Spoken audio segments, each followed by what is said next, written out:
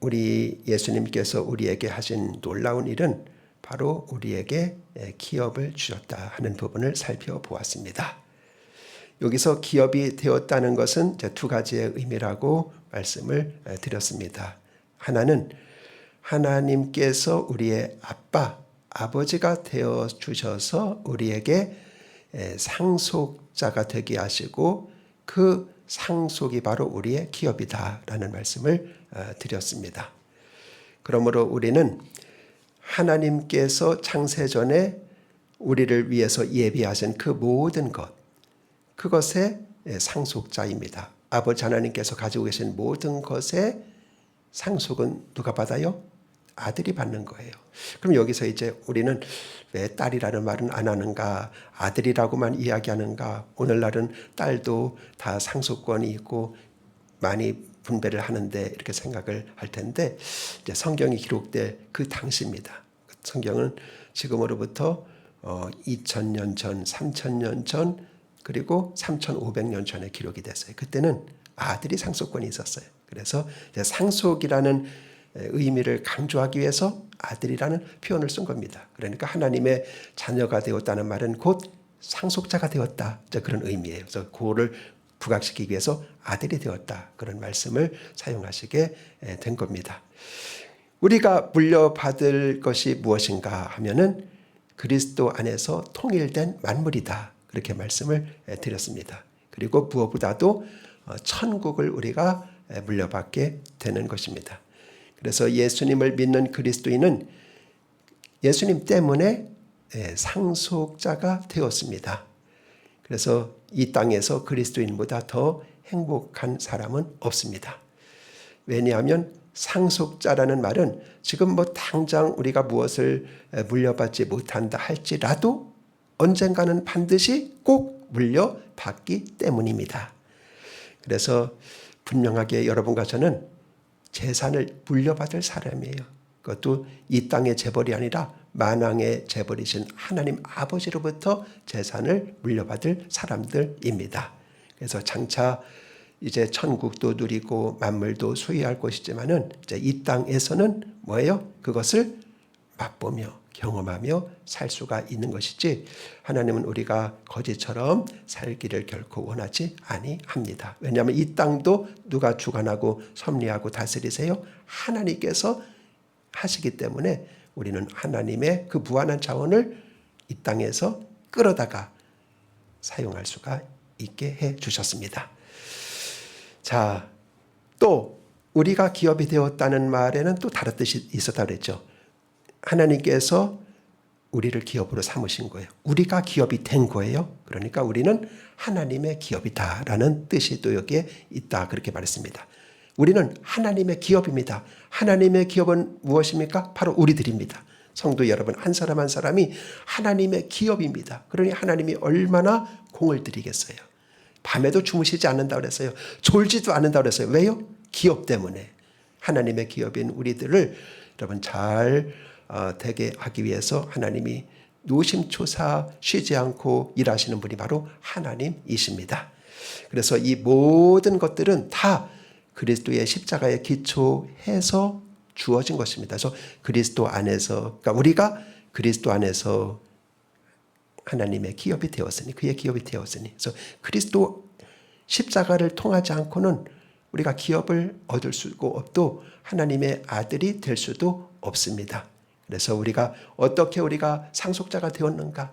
바로 그리스도 때문입니다. 그래서 항상 에베소서는 보면은 그리스도라는 말이 얼마나 많이 나오는지 봐요. 그리스도를 떠나서는 우리가 어떤 축복도 생각할 수가 없습니다. 그래서 그리스도는 모든 것에 바로 중심에 그리스도가 있다는 사실을 꼭 기억하시기를 바랍니다. 그래서 우리는 하나님을 찬송할 수밖에 없는 것입니다. 만입이 내게 있다 할지라도 그 입 다 가지고 주님을 찬송할 수밖에 없는 것입니다. 오늘은 이제 성령의 사역에 관한 부분 13절과 14절을 같이 보도록 하겠습니다. 자, 먼저 일정이 시작되면서 3절부터 6절까지는 성부 하나님께서 하신 사역에 대한 찬양을 말씀을 하셨습니다. 그것은 선택과 자녀 삼으심입니다. 하나님이 아버지가 하신 일은 만세전에 우리를 선택하셨어요. 그리고 우리를 하나님의 자녀로 삼으셨습니다. 일을 하신 것이고, 그 다음에 7절부터 12절까지는 우리의 구원을 위해서 성자 예수님께서 하신 사역을 살펴보았습니다. 즉 구속, 속량이 예수님께서 우리의 구원을 위해서 하신 사역입니다. 그래서 이제 13절과 14절에는 성령께서 우리의 구원을 위해서 하신 일이 무엇인가를 이제 오늘 같이 살펴보려고 합니다. 우리의 구원을 위해서 성령께서 하신 일은 두 가지라고 오늘 말씀하고 있습니다. 13절에는 인치심, 그리고 14절에는 보증, 이 두 가지를 성령이 하셨습니다. 여기서 먼저 13절에서 이제 보면은 그 안에서 너희도 진리의 말씀 곧 너희의 구원의 복음의 말씀을 듣고 그 안에서 또한 믿어 약속의 성령으로 인치심을 받았으니라고 말합니다. 여기 인치셨다는 말은 도장을 찍었다는 말입니다. 지금도 우리가 도장 많이 찍는데 이것은 구약 시대에도 옛날 그 주변 국가들 뭐 이집트, 바벨론, 아수르 등에도 도장을 많이 찍었습니다. 그러니까 어떤 의미에서 도장을 찍었을까요? 먼저 이 도장은 그때 많은 재질로 찍었는데 가난한 사람들은 뭐 진흙이나 석회석이나 나무 등으로 도장을 만들었습니다. 부자는 도장을 홍보석, 녹보석, 또 수정 이와 같은 보석으로 도장을 만들었습니다. 그리고 어떤 것을 이렇게 인봉할 때 그때 이제 도장이 쓰였던 것입니다. 그래서 그 인봉한 사람 위에는 결코 그 봉인이라고 그러죠. 봉인. 그거를 결코 열거나 뗄 수가 없습니다. 볼 수가 없습니다. 다니엘서 6장에 보면은 이제 이런 말씀이 있습니다. 이 돌을 굴 어귀에다가 막음에 왕과 귀족들의 도장으로 봉하였다. 그런 말씀이 나옵니다. 사자 굴에 다니엘이 거기에 딱 집어 던짐을 당했죠. 그리고 나서 굴에 큰 돌로다가 딱 막고 나서 거기다가 도장을 꽉 찍은 거예요. 그래서 왕의 도장과 귀인들의 도장을 거기다가 찍었다. 그렇게 말씀을 하고 있습니다. 무슨 말입니까? 다니엘을 사자굴에 집어넣고 난 다음에 도장을 찍음으로 말미암아 누구도 그 굴을 열어서는 안 된다. 이것을 보여주는 거예요. 누구도 다니엘을 꺼내려고 그 돌을 굴릴 수가 없다. 그걸 말씀해 주신 거예요. 또한 예수님께서도 무덤 속에 들어가셨었죠. 예수님께서 무덤 속에 들어가셨을 때도 그 돌을 막고 나서 거기다가 인봉했습니다. 그래서 그 마태복음 27장 66절에 보면은 그 돌에 인봉하고 굳게 군사들이 지키니라 그런 말씀이 있습니다. 그러니까 여기서도 마찬가지예요. 그러니까 인봉한다는 말은 무덤에 돌로다가 막고 난 다음에 도장을 찍어서 누구도 열어서는 안 된다. 이런 의미로 도장을 찍은 것입니다. 그래서 신구약 성경이나 그 주변 나라에서 그 당시에 또 도장을 많이 찍었습니다. 그래서 이 성령의 인치심이라는 말이 인쳤다는 말이 도장을 찍었다 이제 그런 뜻인데 이제 성경에서는 이제 여러 가지 의미로 사용되는데 오늘 세 가지로 말씀을 드리면 첫 번째는 도장을 찍었다는 의미는 그것이 진짜라는 의미가 되겠습니다. 가짜가 아니라 진짜라는 거예요. 그러니까 도장 찍힌 것만 진짜가 되는 거예요. 도장을 찍히지 않은 것은 가짜라는 뜻이 되는 것입니다. 집을 매매할 때도 계약서를 쭉 쓴 다음에 맨 끝에다가 상대방의 도장을 최종적으로 찍게 됩니다. 그래야만 그 계약서가 진짜가 되는 것입니다. 도장을 찍지 않으면 계약서 내용이 아무리 화려하고 무슨 빌딩이다, 부동산이다 많다 할지라도 그것은 진짜가 아니에요. 나중에 진본으로 인정이 되지를 않습니다. 도장이 찍혀야 합니다. 그래서 도장을 찍었다는 것은 이것이 진짜라는 것을 보여주는 것이죠. 그래서 우리가 성경에서 성령의 인침을 받았다라고 할 때는 무슨 뜻인가 하면은 너희는 하나님의 자녀 진짜 맞다 그런 뜻이에요. 너희는 참 하나님의 자녀다 그런 뜻이 되겠습니다. 그래서 성령의 인침을 받았다는 것은 우리가 성령을 받음으로 말미암아 도장을 찍는 효과를 받는데 우리가 진짜 하나님의 자녀이고 그런 확증을 주는 것이 바로 성령의 인치신 것입니다.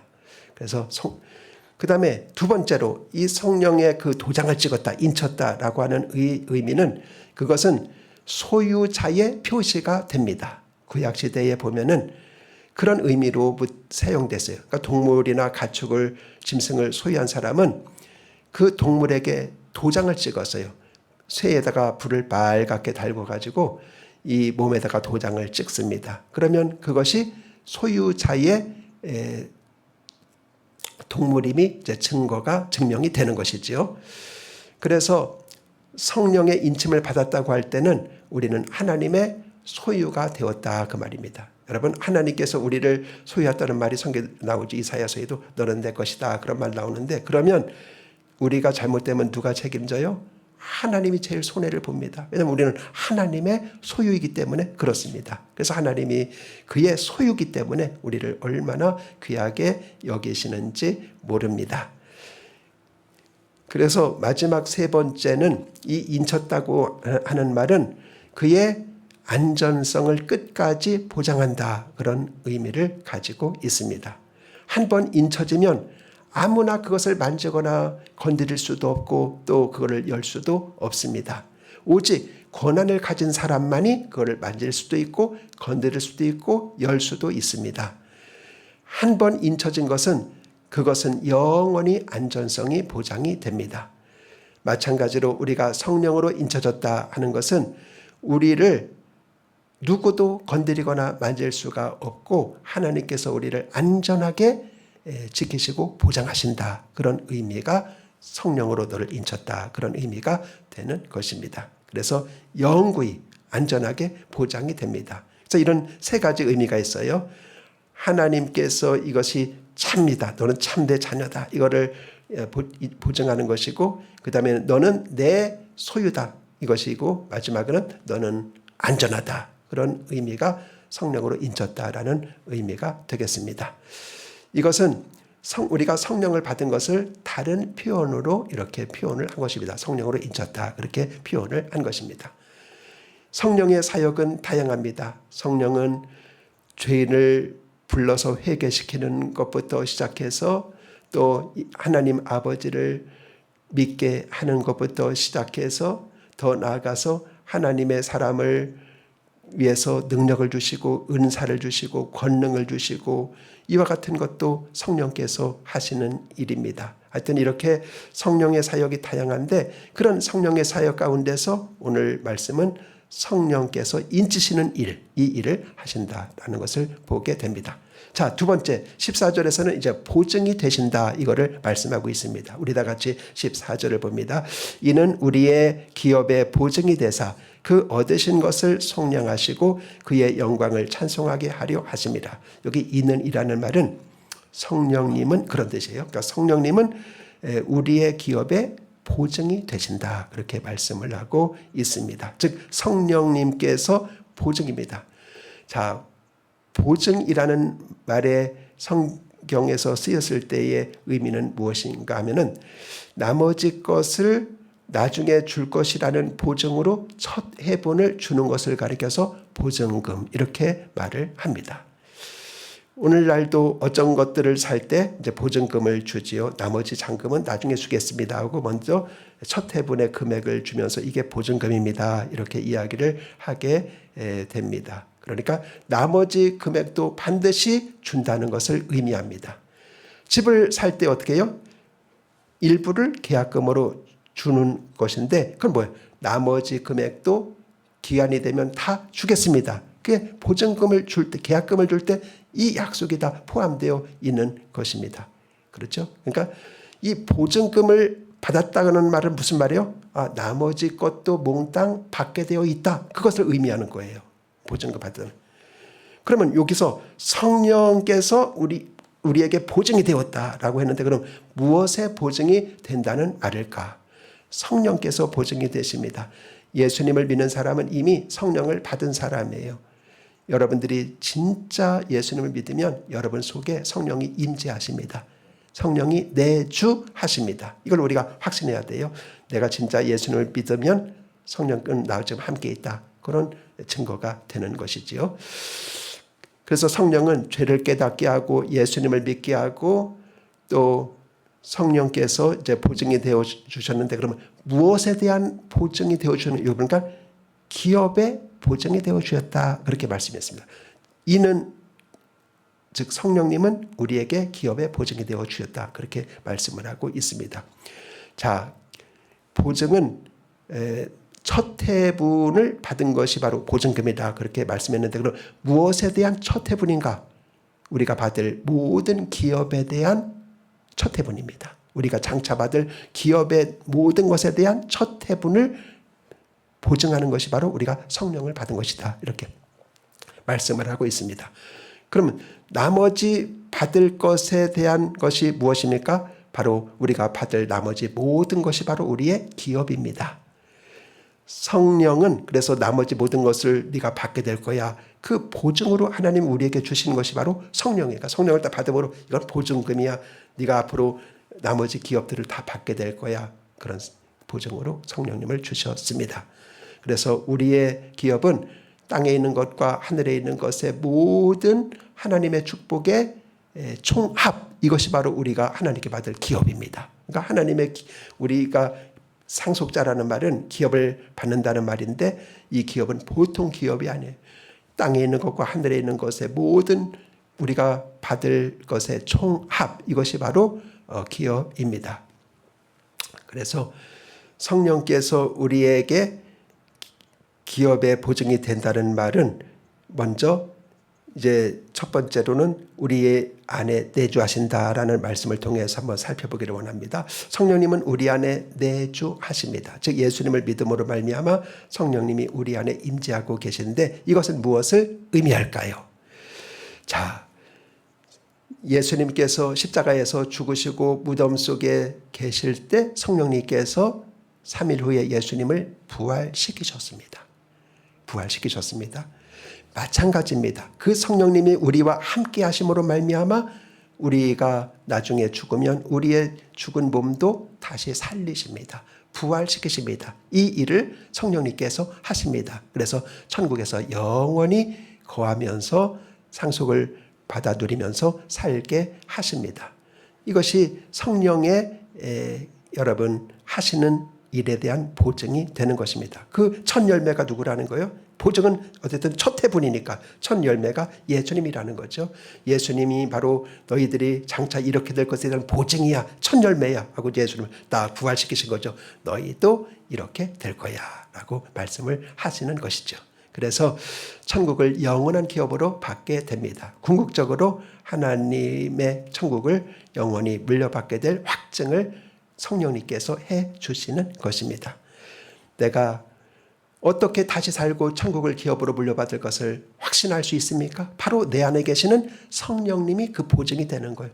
성령님이 계심으로 말미암아 나는 다시 살 것이고 부활할 것이고 천국에서 영원히 살 것이다. 이것에 대한 여러분 확신을 믿음을 가질 수가 있는 것입니다. 이게 바로 구원의 확신이라고 말할 수가 있어요. 믿는 사람 가운데는 아직도 이 구원의 확신이 없는 분이 있어요. 내가 정말 죽으면 다시 살아날 수 있을까? 천국에 입성할 수 있을까?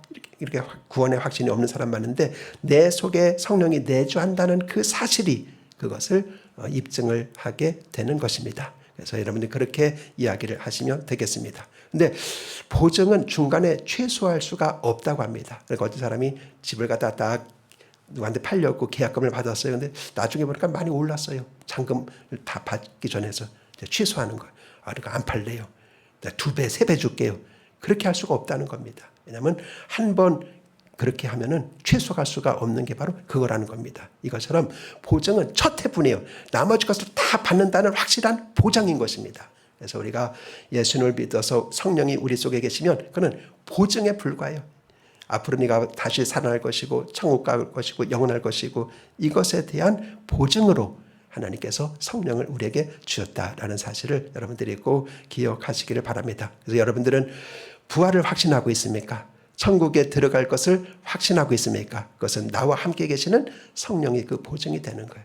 우리가 지난 주일날 좀 읽어본 본문인데, 이제 아브라함이 자기 아들의 신부감을 구하기 위해서 엘리에셀이라고 하는 충성된 종을 이제 자기의 며느리감을 구하라고 미션을 줍니다. 그래서 이방 나라 가나안 땅에서 구하지 말고 이스라엘 민족, 즉 고향으로 가서 내 며느리 신부감을 구해오라, 이렇게 합니다. 그래서 그가 나귀 10필하고 뭐 은금패불 이런 것들을 가지고 이제 떠나는 것이죠. 그 거리가 800km입니다. 그러니까 굉장히 먼 거리예요. 그렇게 해서 드디어 고향에 도착을 했습니다. 이제 드디어 우물가에서 신부감을 탁 만나는 거예요. 만나서 누굽니까? 이름이 리브가예요. 리브가가 이제 기도 응답을 갖다 확인하죠. 아, 그렇구나. 하나님이 이렇게 하면 신부감입니다라고 말했는데 그대로 다 하네. 그래서 거기서 이제는 보물을 풀기 시작하는 거예요.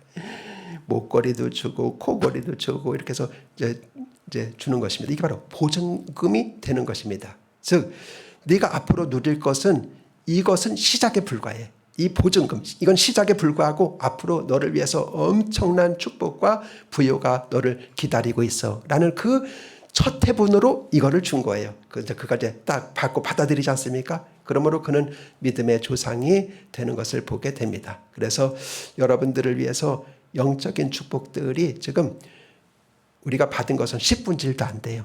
10분의 1, 이 보증금으로 받은 것은, 계약금으로 받은 것은 극히 미미합니다. 많은 것들이 우리를 위해서 기다리고 있습니다. 그거를 믿음의 눈으로 바라볼 수 있기를 바랍니다. 그래서 여러분의 삶이 곤고하고 또 곤경 중에 있고 그리고 답답하고 가난한다 할지라도 여러분 믿음의 눈을 열어서 영적인 축복 보화들을 여러분들이 꼭 바라볼 수 있기를 바랍니다. 주님께서 여러분을 위해서 예비하신 하늘의 축복들을 꼭 바라볼 수 있기를 바랍니다. 세상적인 축복으로만 생각하기 바랍니다. 차원이 다른 영적인 축복을 바라보시기 바랍니다. 지금까지 몰랐던 그 축복들을 여러분들이 꼭 바라볼 수 있기를 바랍니다.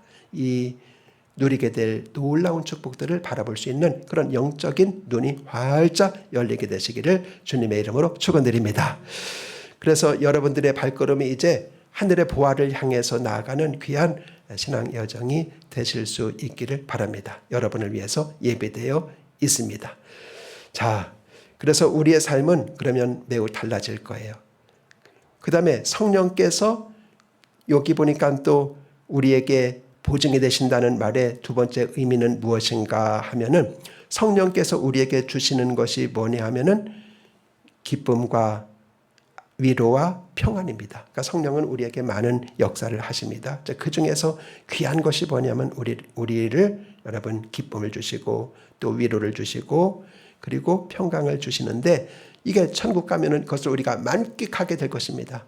거기에는 기쁨의 반대말 그 슬픔도 없고 그렇습니다. 그래서 성령께서 우리에게 역사를 하시면서 이제 많은 은혜를 이제 주시는데, 그것에 대한 이 땅에서 맛보기를 하게 된다는 말씀이 여기에 성령이 우리의 보증이 되신다, 그런 말씀이 되겠습니다. 장차 우리가 천국에서 누리게 될 말할 수 없는 기쁨과 또 위로와 평강 이런 것들을 만끽하게 될 것인데, 그 중에서 이 땅에서 살 동안에도 천국을 맛보며 천국을 경험하며 살게 되리라고 하는 그런 말씀이 되겠습니다.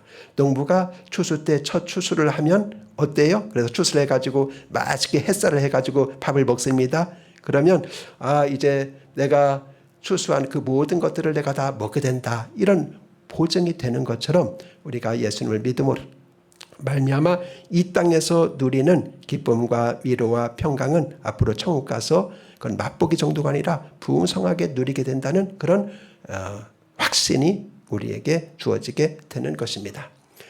그래서 나중에 따라올 천상의 그 무궁무진한 것을 우리는 받게 될 것입니다. 그러므로 천국의 기쁨과 위로와 평강도 반드시 받게 될 것입니다. 즉 천국을 여러분들이 이 땅에서 맛보시기 바랍니다. 천국을 경험하며 사시기를 바랍니다. 만일 어떤 사람이 천국을 맛보면서 살지를 못한다면 기쁨, 위로, 평강 등 그 사람은 아마 천국에 못 들어갈 거예요. 왜냐하면 그걸 맛본 사람만이 천국에 들어가는데 그거를 맛보지 않고 어떻게 천국에 들어갑니까? 우리가 예배를 드리면서 신령한 맛을 보는 것, 천상 기쁨을 맛보는 것, 이것도 보통이 아닙니다. 기쁨이 있고 만족이 있고 감격이 있습니다. 그래서 농부가 이렇게 귀한 음식을 통해서 나머지 곡식을 다 먹을 것을 이제 확실히 아는 것처럼 우리도 마찬가지입니다. 그래서 이 땅에 살 동안에 우리가 살면서 하늘의 기쁨을 맛보며 사시고 하늘의 위로를 맛보며 사시고 하늘의 평강을 맛보며 사시기를 바랍니다. 그러면 반드시 천국에서도 그것을 풍성히 누리며 살게 될 것입니다. 이것이 바로 성령께서 우리의 보증이 되신다는 그런 말이 되겠습니다. 농부가 첫 열매를 통해서 나머지 모든 것을 마음껏 먹을 것에 대한 보증이 되는 것처럼 우리가 이 땅에서 천국을 맛보는 것이 천국에서 누릴 모든 것을 확신한다는 그런 의미가 되겠습니다. 그래서 이 모든 것에 대한 영적인 눈을 하나님께서 띄워주셔서 여러분들이 이 모든 것들을 받아 누릴 수 있기를 바랍니다. 오늘 13절, 14절을 가지고 성령께서 우리의 구원을 위해서 하시는 두 가지 일에 대하여 말씀을 나누었습니다. 하나는 인치심, 또 하나는 보증, 이 두 가지를 말씀을 드렸습니다. 그래서 성령이 하시는 역사가 많이 있지만은 그 중에서도 우리의 구원을 위해서 아주 중요한 것이 바로 우리에게 인치시는 역할을 한다. 인치신다는 말은 세 가지의 의미가 있다고 그랬죠. 이거는 진짜다. 그러니까 너는 하나님의 자녀 진짜야, 맞아. 이제 그런 뜻이 되는 것이고, 이것은 내 소유야, 즉 하나님의 소유라는 뜻이 있고, 그다음에 이것은 영원히 영원히 보함을 받는다. 인친 사람 위에는 누구도 건드리거나 해할 수가 없다. 이런 의미가 있다고 말씀을 드렸습니다. 그리고 이 보증이 된다고 하는 말은 이제 앞으로 받을 모든 것에 대한 그 첫 해분이 보증이라고 그랬어요. 그러니까 이 성령을 하나님께서 우리에게 첫 해분을 주신 거예요. 성령을 통해서 앞으로 우리가 하나님의 기업을 다 받게 된다는 것을 확신하게 됩니다. 그리고 또 하나는 천국의 그 놀라운 것을 이 땅에서 맛보면서 살 수가 있는 것도 바로 보증이다. 그렇게 말씀을 드렸습니다. 이렇게 성령께서 하시는 일을 통해서 이제 마지막에 뭐예요? 그의 영광을 찬송하게 하심이라 그랬어요. 그래서 우리는 삼위일체 하나님을 찬양을 해야 됩니다. 성부 하나님을, 성자 예수님을, 성령 하나님을 찬송을 해야 됩니다. 찬송을 통해서 하나님께서는 영광을 받으시고 또 우리에게 그 풍성한 것을 우리가 적용하면서 누리도록 하게 하실 것입니다. 이 축복이 영원히 함께 하시기를 주님의 이름으로 축원합니다. 기도하겠습니다. 하나님 아버지, 오늘은 에베소서 1장 13절과 14절을 가지고 우리의 구원을 위해서 성령이 하시는 사역, 인지시는 일과 보증하시는 사역을 살펴보았습니다. 성령을 통해서 우리가 이 사실을 확신하고 흔들림 없이 하나님께 찬양과 영광을 올려드리며 우리가 천성을 향해서 힘차게 달려가는 하나님의 백성들이 되도록 은혜 위에 은혜를 허락하여 주옵소서. 예수님의 이름으로 기도하옵나이다. 아멘.